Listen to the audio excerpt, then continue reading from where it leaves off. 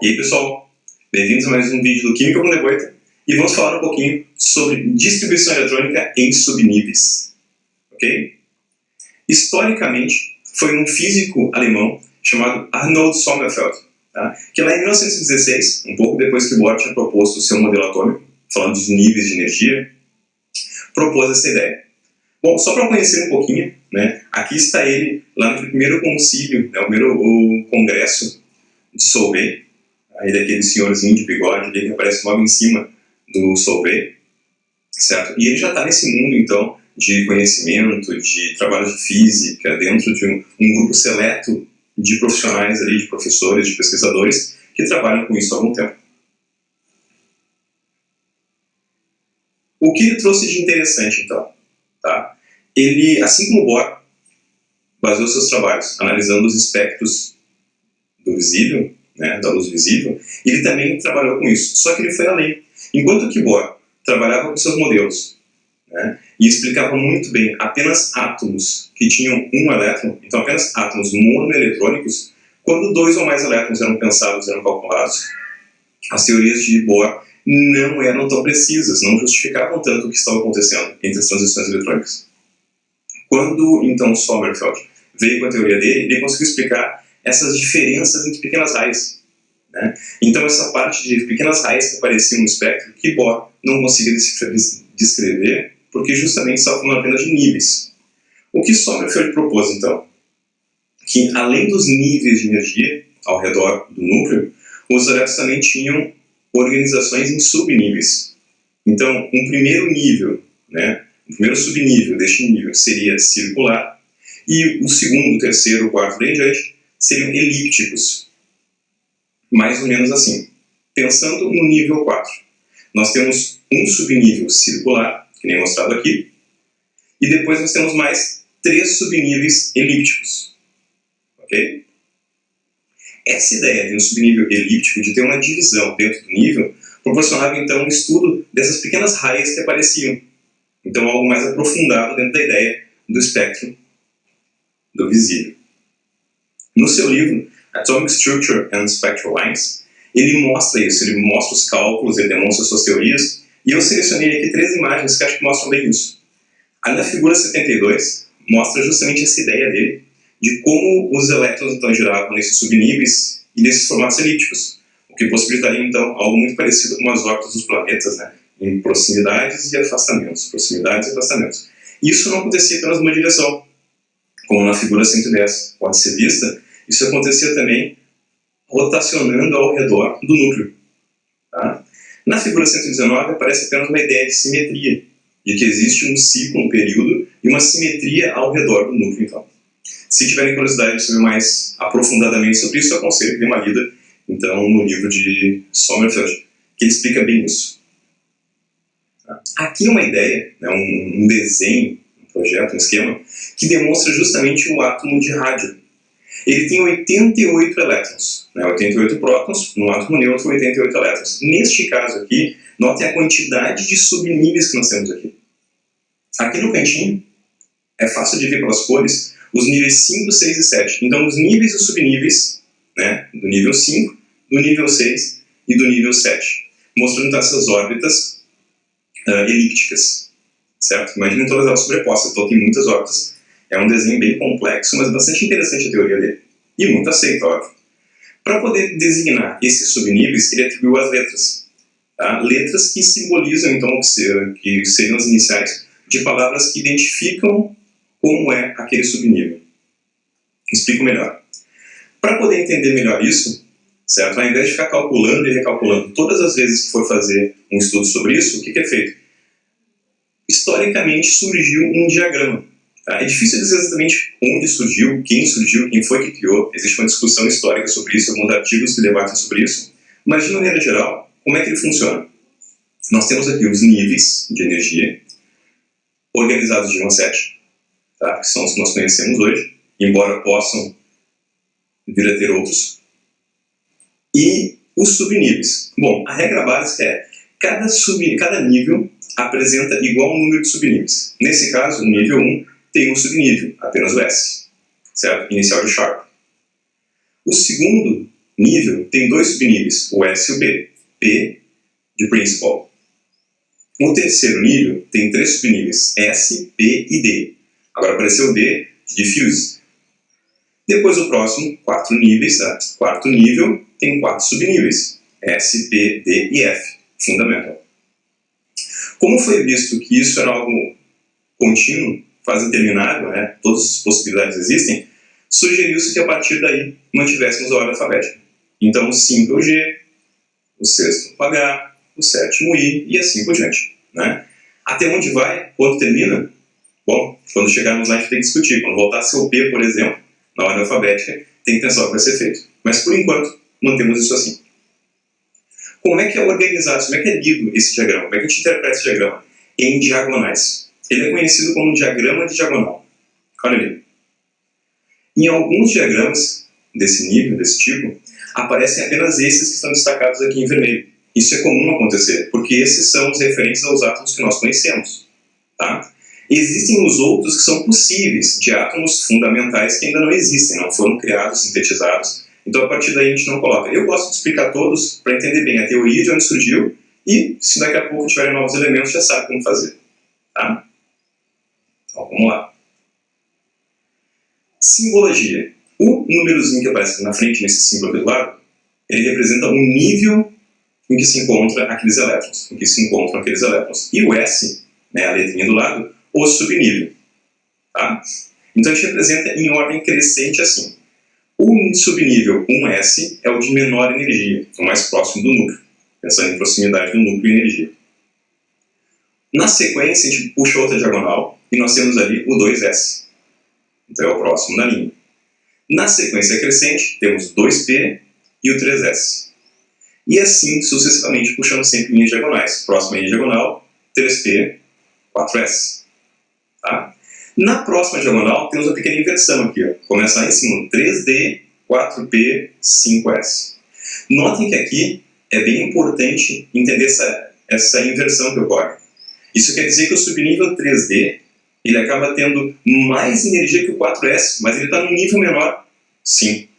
Imaginem que esses subníveis, como eles são elípticos, eles acabam se sobrepondo, né? Se superpondo. Então, em algum momento pode ser que um esteja mais próximo do que o outro, e essa energia como um todo é alterada. Por isso a necessidade do uso do diagrama. Porque justamente com esse diagrama aqui, nós conseguimos saber essas inversões e não errar na hora de fazer o complemento dos elétrons. Ok? Então aqui temos todas as diagonais representadas. Isso segue praticamente infinitamente. Certo? E aqui ao lado, essa linhazinha, ela está justamente mostrando a energia aumentando, ou seja, uma ordem crescente de energia. Certo? Só que onde estão os elétrons? Bom, os elétrons eles aparecem assim. Edmund Stoner, um outro cientista, pesquisador, em meados de 1920, 1924, ele propôs, então ele calculou e determinou a quantidade máxima de elétrons que poderia ter em cada um desses subníveis. A gente representa logo acima da letra do subnível. Então ficaria assim, o S tem no máximo 2 elétrons, o P no máximo 6, o D10, o F14, o G18, o H22, o I26. Notem que existe um padrão aqui. Ele aumenta de 4 em 4 o número máximo. Prestou atenção nisso? Bem legal. Este valor aqui, ele é colocado então nessa ordem de energia, lembrando que são os valores máximos. Isso aqui é o número máximo que pode ter. Tá, então eu posso ter menos do que isso? Sim. É possível que no subnível S tu possa ter 1 ou 2 elétrons. No subnível P pode ter 1, 2, 3, 4, 5 ou 6 no máximo. Tá? Como é que eu sei quantos precisam, quantos eu posso colocar ali dentro? Quando tu faz a distribuição, nós percebemos então esse crescente e tu vai preenchendo subnível a subnível, distribuindo o número de elétrons referente àquele átomo, ao átomo que tu quer. Algo mais ou menos assim. Notem que não é difícil. O neônio. O neônio tem o número atômico 10. Propondo a análise de um átomo neutro, ele vai ter também 10 elétrons.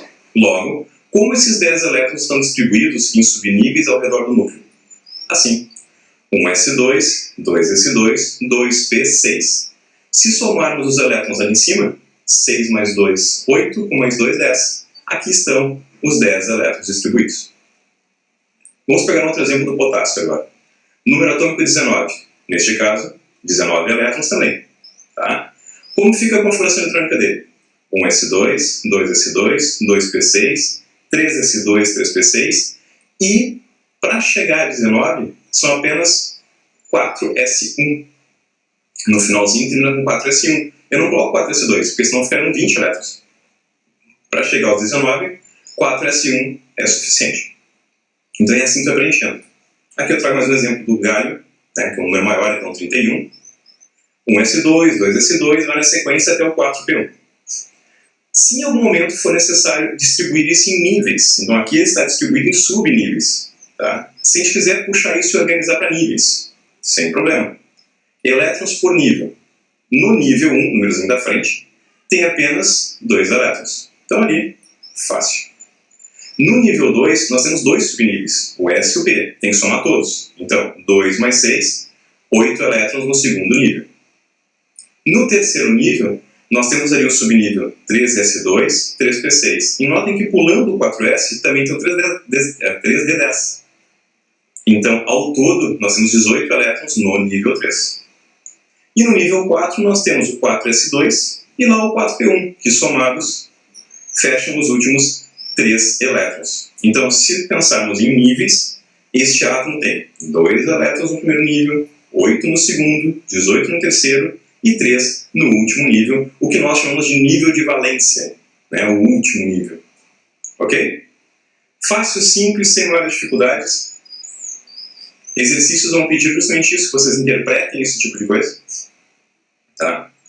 Para ter uma ideia da superposição, da sobreposição, eu montei esse diagrama aqui, esse gráfico aqui, que vai ajudar um pouquinho a entender. O orbital, representado uma bolinha aqui por esse círculo, ele é um espaço, tá? Uma região, um espaço, onde podem existir até 2 elétrons. Então, alguns subníveis vão ter mais orbitais. O subnível S tem um orbital apenas, cabe 2 elétrons. O subnível P, ele tem 3 orbitais, por isso cabem ao todo 6 elétrons ali dentro. Tá? Então representa 3 bolinhas juntas. O subnível D tem 5 orbitais, por isso 10 elétrons ao todo. E assim sucessivamente. Notem que aqui eu representei os níveis 1, 2 e 3. Okay? A diferença vem no nível 4 agora. Notem que eu representei aqui com uma sobreposição para poder mostrar que o 4S, embora faça parte do nível 4, ele está bem no iniciozinho do nível 4. Tá? Então ele acaba sendo menos energético do que o 3D. E assim sucessivamente. Então eu fiz aqui um exemplo de alguns subníveis e mostrando o preenchimento deles por ordem crescente de energia. Então notem que as setinhas vão mostrando isso de maneira bem clara e fácil de entender. Aqui eu estou misturando um pouquinho o modelo de Bohr com círculos, com o modelo de Sommerfeld com elipses. Mas notem que funciona igual. A ideia é apenas que você tenha essa noção de como está sendo preenchido. Por curiosidade, para encerrar esse nosso vídeo, eu trago que no Brasil, né, esse diagrama ele é conhecido como diagrama de Linus Pauling. Linus Pauling foi um cientista, um pesquisador, que faleceu há pouco tempo, assim, meados de 1990, né, 94 se não me engano, e ele trouxe várias pesquisas importantes, vários conhecimentos importantes, descobertas importantes para a química. Né? Entre química, biologia, então bioquímica também, entre seus conhecimentos, entre suas descobertas, ele trabalhou com análise e descrição do DNA em hélice, ele trouxe vários conhecimentos, várias pesquisas sobre ligações químicas, sobre eletronegatividade e de que maneira os átomos se ligam, então ele trouxe muita pesquisa. Porém, a atribuição do diagrama é uma coisa que acontece aqui no Brasil. Existem alguns artigos discutindo um pouco sobre isso, né? Mas é algo um pouco complexo nesse caso. No mundo inteiro, então fora do Brasil, ele é conhecido como diagrama de subníveis, regra da diagonal, regra de Madelung ou regra de Janeiro. Né?